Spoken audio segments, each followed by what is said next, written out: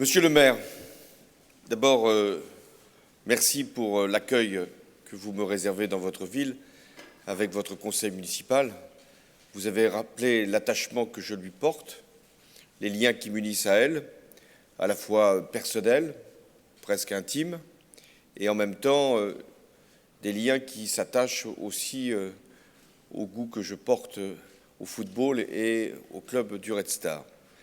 Mais surtout, ce que vous avez eu à cœur de démontrer, c'est que votre ville change et qu'elle va accueillir des équipements considérables.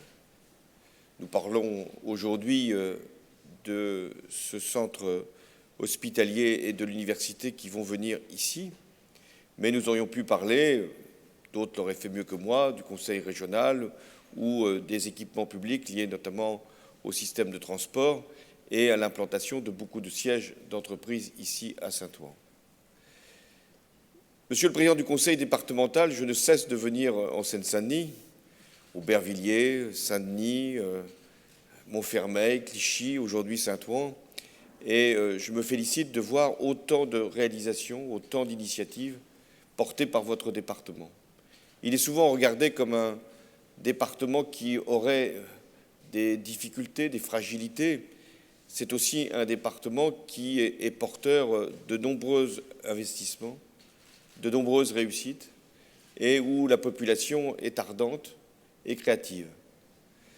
Il y a aussi dans ce département des implantations d'entreprises qui sont liées à de grands projets. Et je pense notamment aux Jeux Olympiques de 2024, puisque ça va être l'occasion, si Paris a en effet le bénéfice de pouvoir accueillir cette grande compétition, d'avoir en Seine-Saint-Denis un certain nombre de réalisations. Monsieur le Président de la métropole, parfois, certains s'interrogent. À quoi sert la métropole?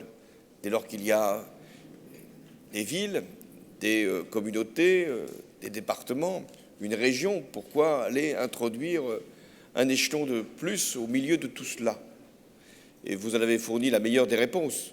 C'est que c'est grâce à la métropole qu'il va y avoir ici ce campus hospitalo-universitaire, puisque c'est la métropole qui va prendre à son compte la ZAC et donc l'aménagement de ce grand équipement.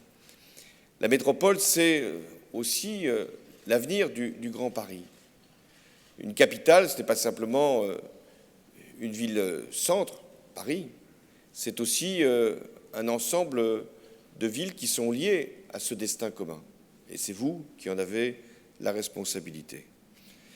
Alors, aujourd'hui, nous allons parler de l'avenir de la médecine et de l'avenir ici à travers ce campus hospitalo-universitaire.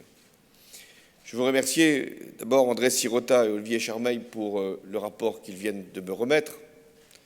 C'est un rapport qui est essentiel, car il y a, comme vous l'avez dit, urgence.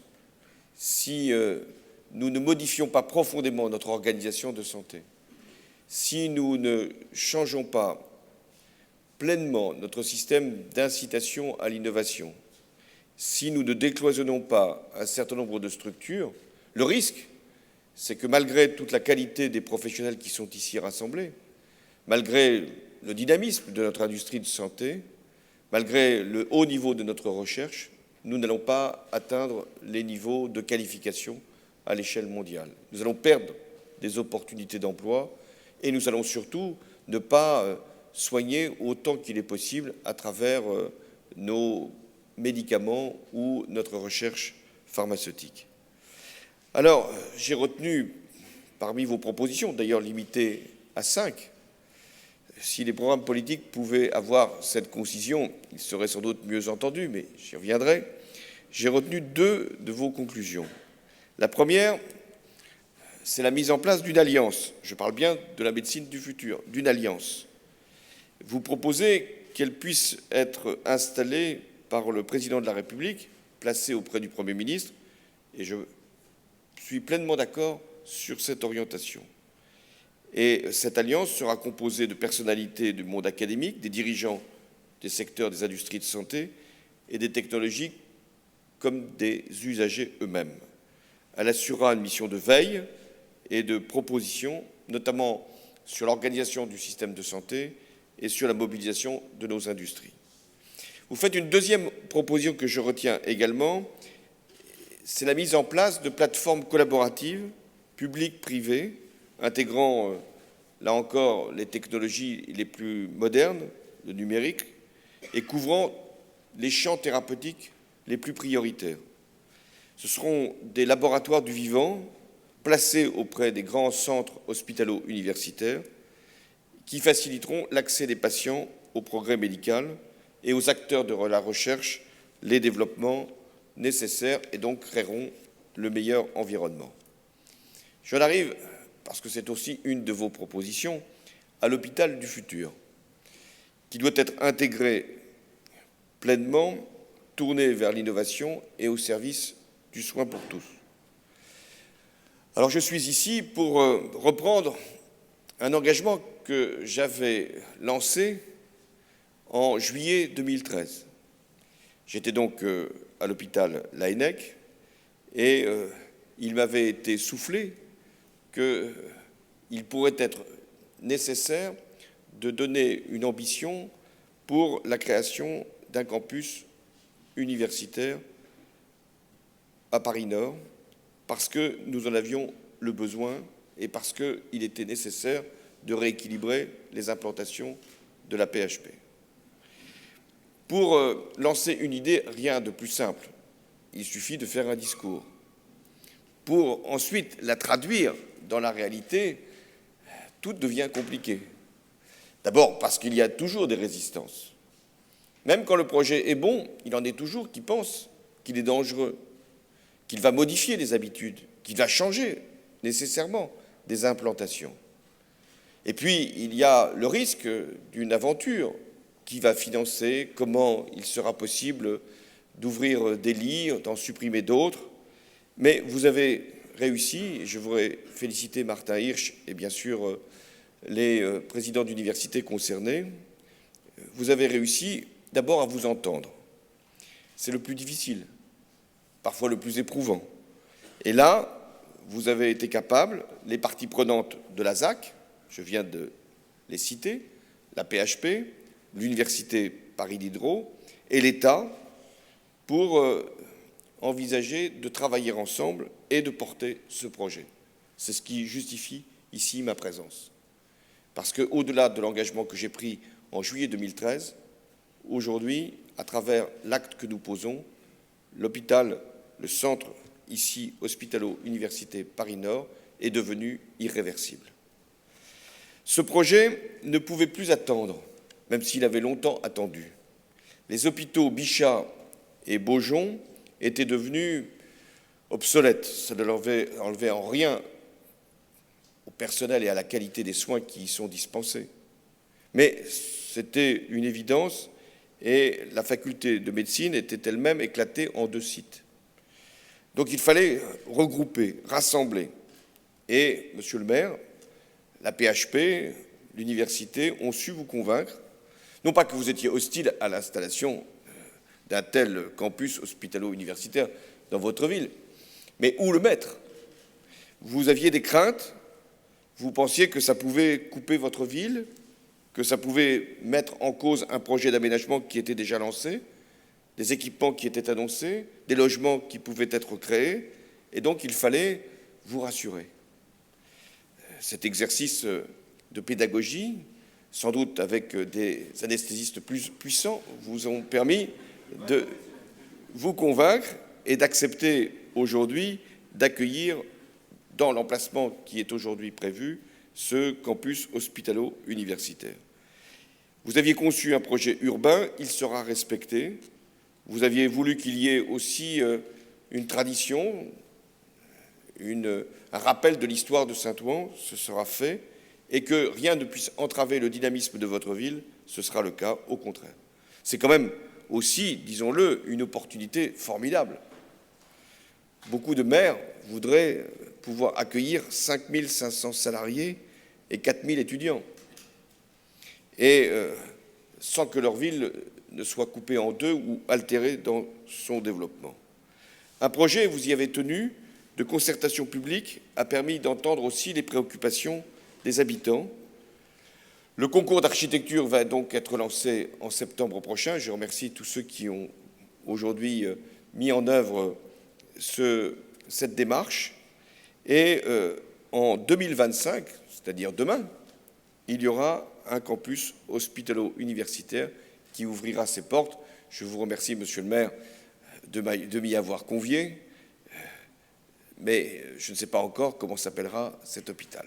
C'est le directeur de la PHP, vous savez, nous n'avons pas tous les pouvoirs, et notamment pour baptiser les lieux. Mais votre proposition ne peut que soulever de ma part qu'un accueil favorable. En 2025, donc, je disais, un nouveau campus. Mais nous devons aussi l'imaginer comme étant justement à l'image de l'hôpital du futur que nos deux rapporteurs, André Sirota et Olivier Charmeil, ont évoqué. De quoi s'agit-il d'un hôpital du futur? Comment être capable, même aujourd'hui, de construire cet équipement alors que nous ne savons pas encore tout des évolutions médicales, de l'ampleur même des découvertes? Comment pouvons-nous faire pour que nous soyons sûrs qu'il y ait une place suffisante qui sera donnée au numérique, à la robotique, mais aussi aux futures techniques médicales comme l'immunothérapie? Comment faire pour que nous puissions construire un hôpital qui ne soit pas figé, qui soit durable dans ses matériaux de construction, mais modulable dans son organisation, et qui puisse intégrer tous les progrès qui vont être dans les prochaines années constatés. Cet hôpital de demain ne peut pas être un nouvel hôpital Bichat, quand on y songe. L'hôpital Bichat avait été construit en 1971, entre 1971 et 1980. Et il doit fermer 40 ans plus tard. Ce que nous devons ici construire, c'est un hôpital, je ne sais pas s'il fermera un jour, mais qui ne fermerait pas ses portes avant d'avoir produit tous les bienfaits qui sont attendus de lui. Et donc nous devons construire avec l'idée que nous portons un projet qui a vocation, sur le siècle, à pouvoir incarner l'avenir. Cet hôpital se situera, je l'ai dit, au cœur du campus hospitalo-universitaire Grand Paris Nord, ce qui traduit aussi la volonté, j'en remercie tous les acteurs, de mettre nos services publics dans le nord de l'Île-de-France, de rééquilibrer le Grand Paris, de faire en sorte que tous les habitants puissent accéder aux meilleurs services publics, où qu'ils soient, et quel que soit leur niveau de revenu. C'est vrai que cet hôpital s'ouvrira sur un territoire, sur ses habitants. Il prendra en compte toutes les insuffisances que nous connaissons en matière de démographie médicale, de partenariat ville-hôpital, de prévention, d'éducation à la santé. Tout à l'heure, il a été dit par Martin Hirsch qu'il y aurait moins de lits que dans les deux structures précédentes qui vont avoir à fermer leur activité. Mais paradoxalement, il y aura plus d'activités sur cet hôpital. C'est-à-dire que les modes d'intervention vont considérablement changer, ce qui renvoie aussi à la notion d'hôpital du futur. Ce sera un lieu d'exercice possible de la médecine de ville, en offrant des moyens à ces médecins d'assurer une authentique continuité de soins avec l'hôpital et à l'hôpital. Car l'enjeu, c'est bien de faire travailler ensemble médecine hospitalière et médecine de ville. C'est d'assurer un parcours de soins pour le malade. Ce campus est un campus universitaire. Il associe d'emblée l'Université Paris Diderot et l'INSERM, c'est-à-dire des structures non seulement d'enseignement, de transmission du savoir, d'excellence, mais de recherche. Et c'est le premier exemple de ce type. Il doit nous obliger à concevoir le soin, l'enseignement et la recherche comme un ensemble. Cet hôpital doit également générer des pratiques nouvelles dans l'accueil des malades, et les espaces qui seront conçus le seront de telle manière que les soignants iront vers les patients et non plus l'inverse. Il y aura un rapprochement des disciplines médicales et des sciences humaines et sociales dont le campus est à Aubervilliers. Enfin, ce sera un lieu d'enseignement avec des étudiants en santé qui auront les moyens les plus modernes pour accéder à la connaissance et à la pratique. Étudiants en médecine, mais aussi les infirmières, puisque nous avons voulu qu'il y ait cette délégation des tâches et des compétences dans l'université. Alors bâtir un hôpital, ce n'est pas simplement ériger des nouveaux murs, c'est créer des nouveaux espaces de travail, de vie, de dialogue, d'échange, de savoir. C'est instaurer aussi un nouveau fonctionnement plus respectueux du patient, plus juste aussi dans l'accès aux soins. Puisque c'est sans doute la dernière intervention que je fais sur cette grande priorité pour les Français, qu'est la santé. Je voudrais souligner combien l'hôpital public assure dans notre pays l'égalité, assure la qualité, assure l'excellence et la sécurité. Je voudrais saluer tous les personnels qui s'y dévouent. Bien sûr, les médecins sans lesquels il n'y aurait pas d'hôpital, mais tous les personnels, tous ceux qui font que c'est un service public respectueux, assurant la neutralité et la qualité et l'humanité. Tout à l'heure, il a été rappelé un certain nombre d'événements auxquels j'ai pu, comme président de la République, être confronté. Et à chaque fois qu'il y a eu des catastrophes, des attentats ou des tragédies qui ont pu ensanglanter notre pays, à chaque fois, l'hôpital public a été à la hauteur de l'attente qui était portée sur lui. Encore récemment, j'étais à l'hôpital Pompidou pour saluer le policier blessé jeudi dernier sur les Champs-Élysées. Il saluait lui-même à la fois la rapidité avec laquelle il avait pu être transporté là. Ça, c'est le rôle des pompiers. Mais aussi la prompte intervention des médecins qui ont sauvé ce policier. Mais je pourrais donner tellement d'exemples. J'ai fait effectivement beaucoup de visites dans les hôpitaux, ici, à la PHP, mais partout en France. Et à chaque fois, j'ai été saisi parce que on pense être finalement notre droit, être santé, être soigné, mais on pense aussi au devoir qu'a l'État, qu'a le système de santé, d'apporter l'excellence, sans se rendre compte de ce que cela représente comme charge pour la collectivité, mais aussi comme implication pour les personnels. J'ai visité beaucoup de services, beaucoup de lieux de soins. Parfois, ils sont dans l'excellence la plus absolue. Je me souviens notamment de ma visite à l'Institut du cerveau, où, quand on sort de là, on s'interroge sur ses propres facultés et comment les améliorer, et encore, comment essayer de mieux se comprendre. Mais aussi, ça ouvre un certain nombre de recherches extraordinaires. J'ai pu aussi, sur toute la recherche en matière de santé la plus poussée, vérifier que nous sommes, à condition que nous fassions les réformes nécessaires, au premier rang. Mais peut-être ce qui m'a le plus marqué, c'est une visite que j'ai pu faire à la fin de l'année dernière.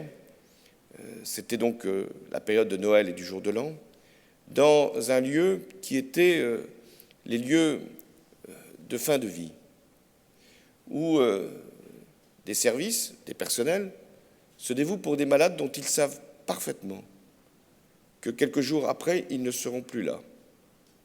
Il faut un investissement très particulier pour assurer et assumer cette tâche, cette responsabilité. Parce qu'il ne s'agit plus de soins, même s'il y a du soin. Il s'agit d'accompagnement, il s'agit aussi de donner, pour les derniers jours, les dernières heures du patient, cette part, cette flamme même, d'humanité qui donne du courage et qui donne du répit, et à la fin, qui donne de l'apaisement. Et j'ai interrogé ces personnels pour savoir s'ils pouvaient faire cette tâche durablement.